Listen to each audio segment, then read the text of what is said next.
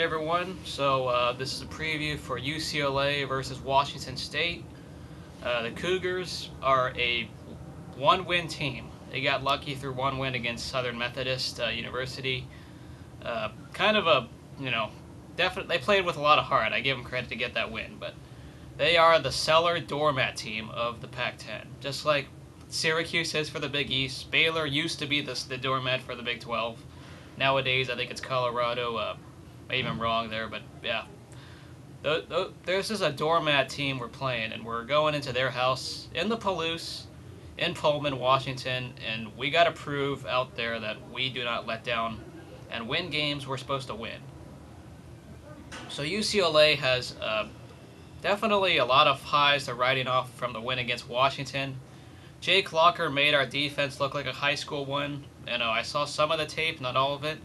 But some of the highlight reel that people showed me, Locker definitely looked really good out there despite that last pick he threw.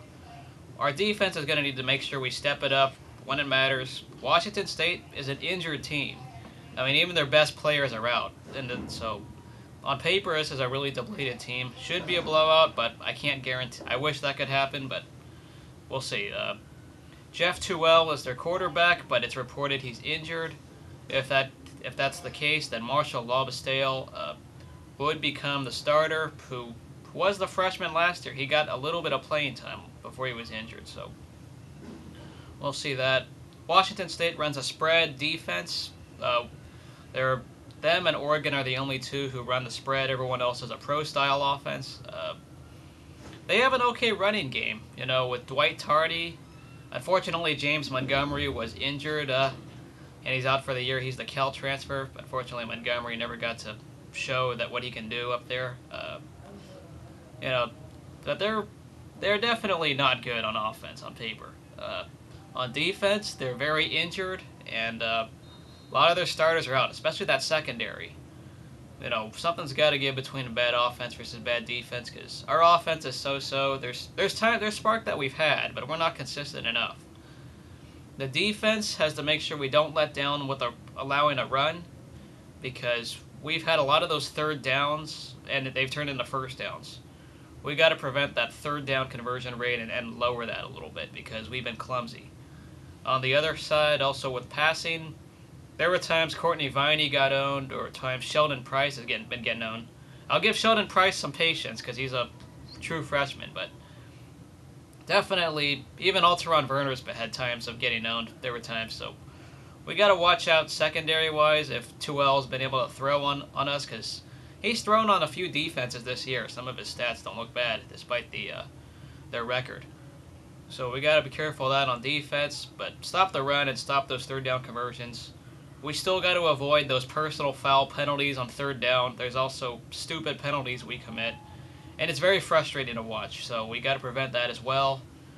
A few other things that to worry about is on offense. Kevin Prince should be back despite his injury. I did not see the collision he had, but I heard it was ugly, and Kraft took over. Prince will be the starter. He's got to show consistency. We got to prevent the interceptions, okay? The interceptions were very crucial in that Washington game. I don't know how we pulled it off still, but on paper we should have lost, because there were 5 turnovers, not just interceptions, but just turnovers. Got to avoid that. Washington State's one win against Southern Methodist this year was because of 2 pick sixes. Those 2 pick sixes proved costly, because Washington State eventually got into overtime and won the game outright later. So we need to actually just not make the big mistakes. Can play maybe a conservative game, run the ball effectively, because their defense is injured and outmatched. We should be able to go through them, but you never know if they have more heart. We still just do not make the big mistakes of the turnover and stop the run, and no stupid penalties. So also do not fumble the ball. Jonathan Franklin, from what I've heard, still has been clumsy here and there. Coleman's okay. Milton Knox, I heard, got to use the Wildcat, so it was interesting to see some highlights of that. We need some big plays from Terrence Austin, and Nelson Rosario has proven to be pretty good this year. Taylor Embry's all right. Logan Paulson's had a few mistakes here and there, but he did have a nice catch and run for the Washington game. just prevent the big mistakes, run the ball effectively, no stupid penalties, and no interceptions. That's how we can beat these Cougars. Hopefully there's no letdown, because we got a lot to prove in this game, just so that this is no trap. Because the last time we were up in Washington State, we lost 27-7. Embarrassing. So let's avoid the letdown and go Bruins.